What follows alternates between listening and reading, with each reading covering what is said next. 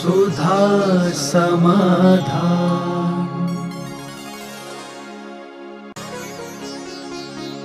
नमोस्तु गुरुदेव। मृतक व्यक्ति के आभूषण को चांडाल को ना देकर क्या हम उन आभूषणों को परिवारजनों को दे सकते हैं? आप चांडाल को देने का अर्थ चांडाल कहें, क्योंकि आजकल की चांडाल की व्यवस्था खत्म हो गई। पहले चांडाल होते थे, वो टैक्स लेते थे।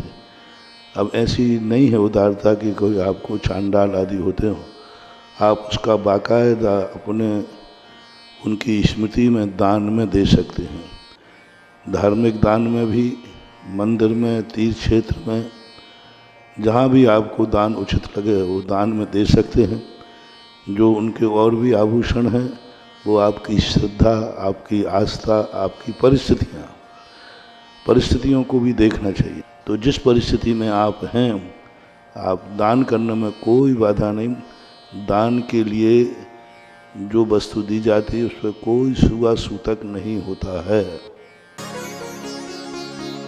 नमोस्तु गुरुदेव। शास्त्रों के अनुसार अभिषेक के जल शुद्धि का मंत्र कौन सा है? जल की शुद्धि के लिए, अभिषेक के लिए कोई मंत्र आचार्य नियुक्त नहीं किया। जल की स्थापना की है।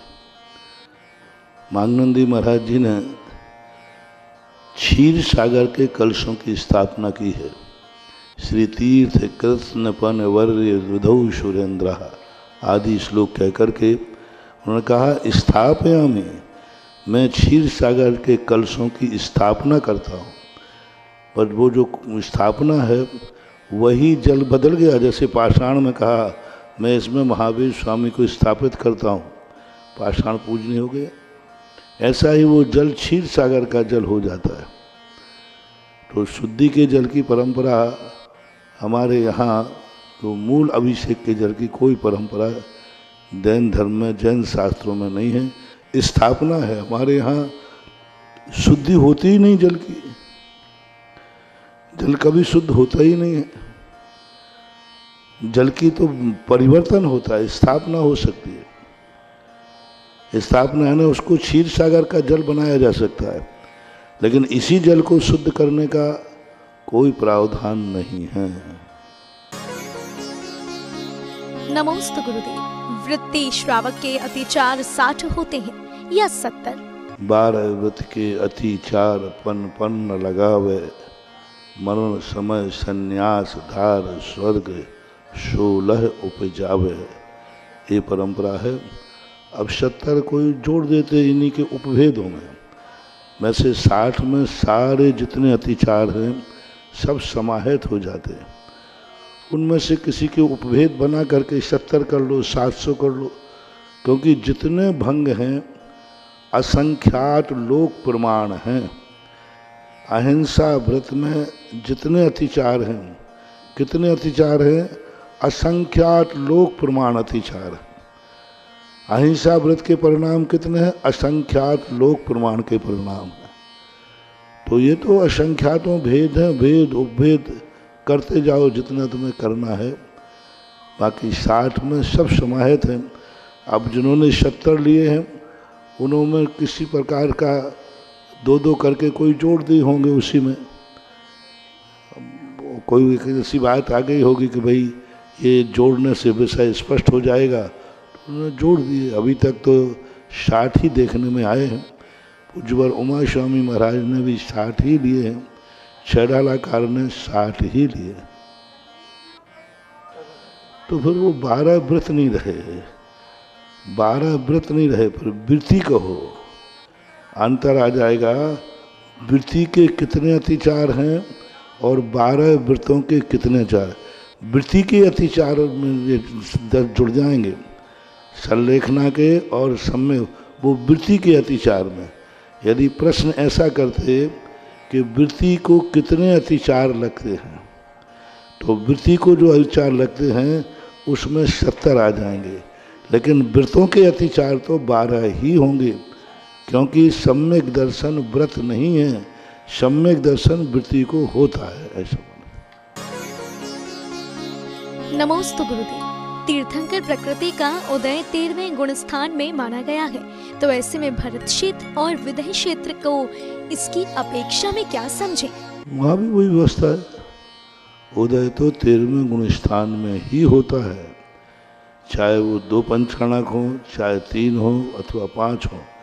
तीर्थंकर की प्रकृति का बंध 4थे गुण स्थान से 8वें गुण स्थान तक होता है और उसका उदय 13वें और 14वें गुण स्थान में होता है। अब व्यवस्था तो सभी जगह एक समान ही है।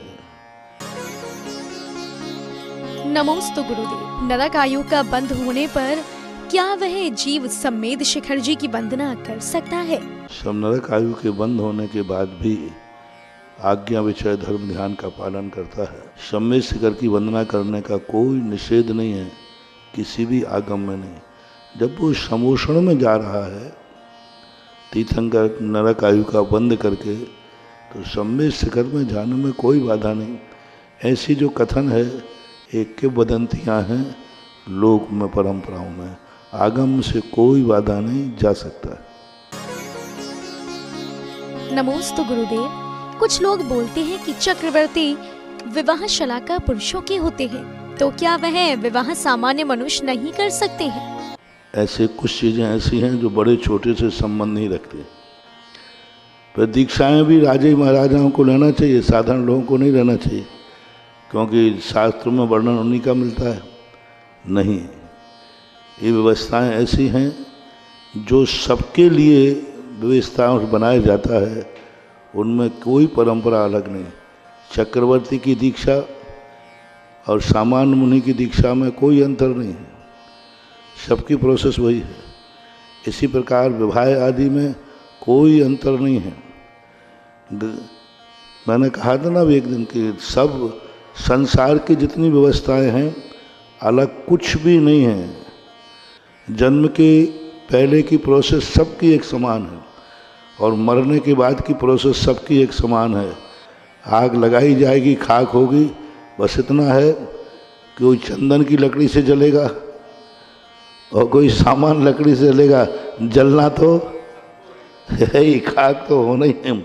अब लकड़ी बदलते रहो तुम कि भाई अरे बड़ा आदमी मरा है, चंदन से जलाएंगे, कबूल जला लीजिए। ये सब बाहर की बातें हैं। तो ऐसा कोई भी व्यवस्था नहीं है, विवाह सबके लिए एक समान ही है। नमोस्तु गुरुदेव। नेमिनाथ भगवान जन्म से 3 ज्ञान के धारी होते हुए भी उन्होंने अवध ज्ञान से क्यों नहीं जाना कि उनका विवाह होगा या नहीं? अवध ज्ञान ऐसे सब कार्यों में नहीं लगाया जाता। मना पर ज्ञान और अवध ज्ञान लगाने लग जाए ना तो व्यक्ति जी नहीं पाएगा। अवध ज्ञान यदि लग जाए तो इतने ज़्यादा परिणाम बिगड़ जाएंगे। कोई भी व्यक्ति आया तुरंत अवध ज्ञान लगाया। अवध ज्ञान कोई खिलौना नहीं है जहाँ चाहे लगा दो। कोई विशेष कार्य में, असाधारण कार्यों में अवध ज्ञान, ये ब्रह्म शस्त्र कहलाते हैं।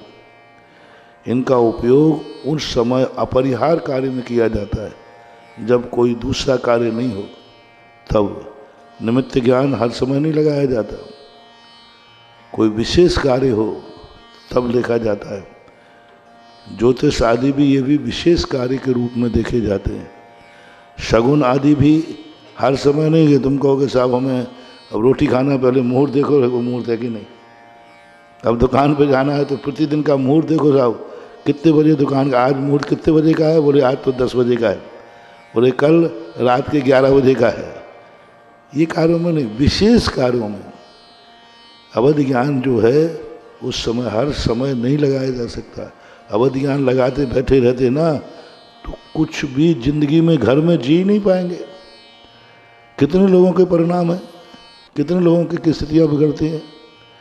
ऋषभदेव अवध ज्ञान लगा लेते पहले ही से, भरत बाहुबली अवध ज्ञान लगा लेते, युद्ध क्यों होता? दोनों अवध ज्ञानी थे, सरवार सिद्धि से आए थे।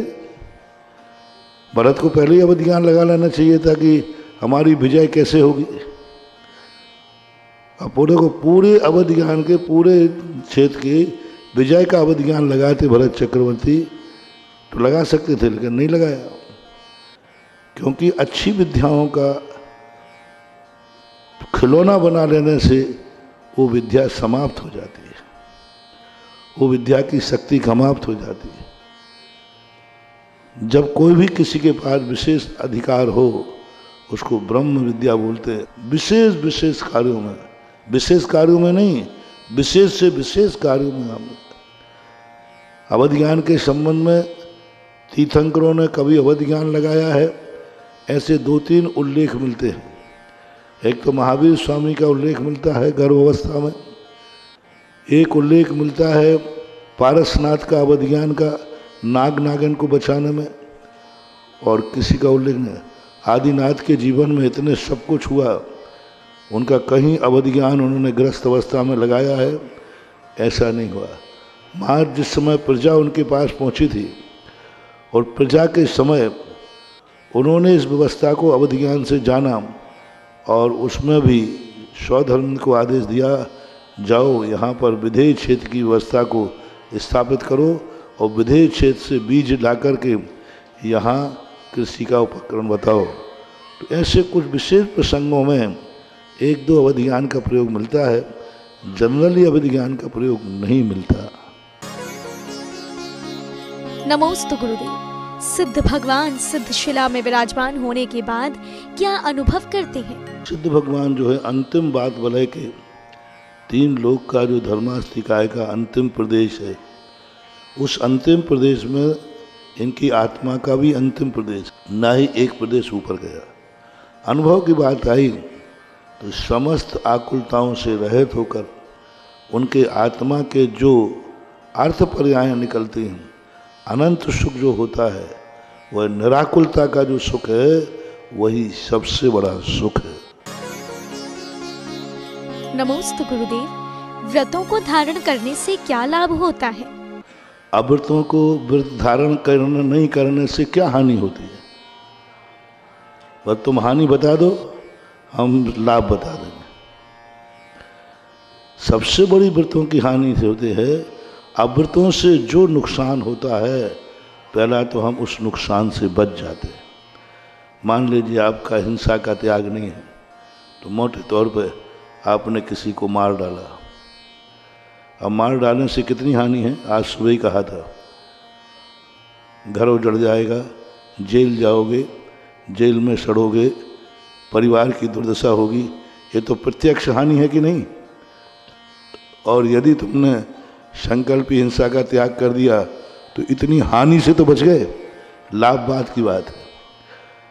लाभ यही है कि निराकुलता, निरपराधता, निर्भय होने का जो भय है। पूज्यवर कुंदकुंज स्वामी ने समय सारणी में लिखा कि जो अपराध से रहित होता है वो निर्भय होकर के विचरण करता है, उसे कोई डर नहीं होता, क्योंकि वो उसके अंदर आत्मा मालूम है कि मैं तो निर्भय हूँ, मैंने तो अपराध किया ही नहीं। निर्भय होना ही सबसे बड़ा सुख है, सबसे बड़ी स्थिति है। और वो मोक्ष मार्ग में व्रतों को लेने से कितने पापों से, कितने द्वंद्वों से बच जाता है। और निराकुलता ही, अभी मैंने कहा ना, आत्मा का सुख है। व्रतों से निराकुलता आती है। नमोस्तु गुरुदेव। आचार्य श्री अपने किसी कार्य को पूर्व से क्यों नहीं बताते हैं? ऐसा क्यों है? मृत्यु का काल किसका कब है? नियत है कि अनियत है? बस जब व्यक्ति प्रकृति नियत ही मृत्यु है, अनियत है, उसके ही पता नहीं है, तो हम कैसे बता दें? मान लीजिए तुमने कहा कि वहाँ आना है और कह दिया पहले से, और स्थिति बिगड़ गई तो फिर वचन का क्या होगा? सत्यव्रत का क्या होगा? और मर गए तो, समाधि हो गई तो प्रकृति ही जब अनियत है तो साधु की क्रियाएं भी अनियत होना चाहिए। अनंत क्रियाओं में शल्य नहीं रहती।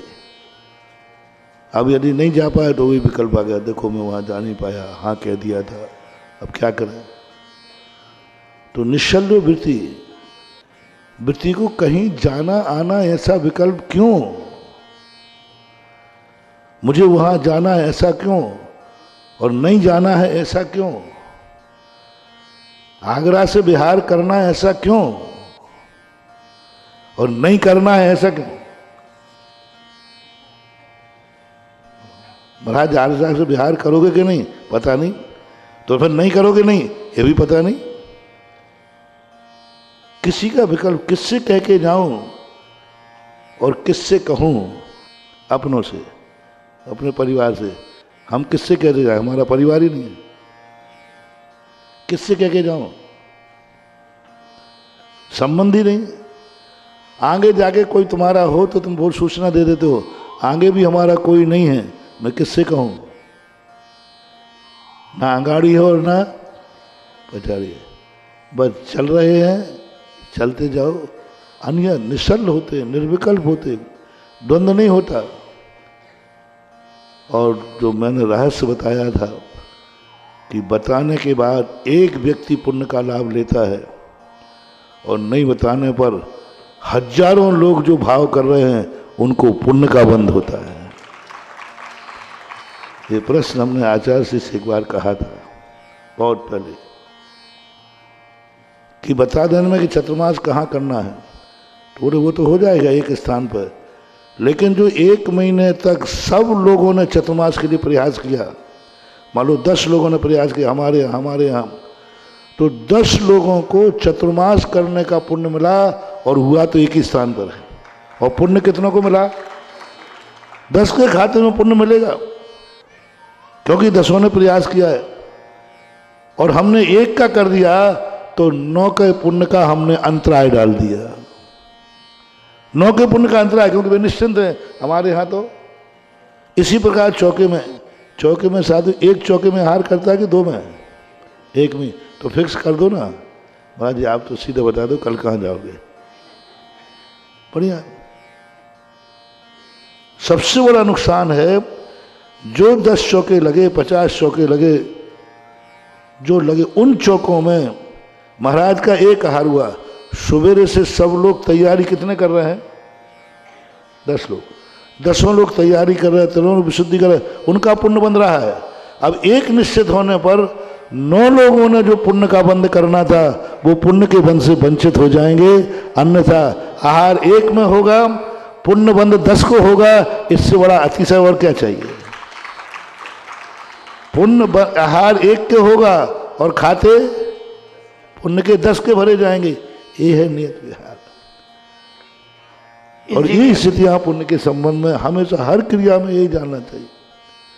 नियत करने से व्यक्ति सीमित हो जाता है, सीमित व्यक्ति ही लाभ ले पाता है, असीम नहीं। और सभी जगह साधु चतुर्मास कर नहीं पाएगा, सभी चौकों में साधु जा नहीं पाएगा, लेकिन पुण्यबंध सारा भारत कर सकता है एक साधु की नमस्ते। सुधा समाधान।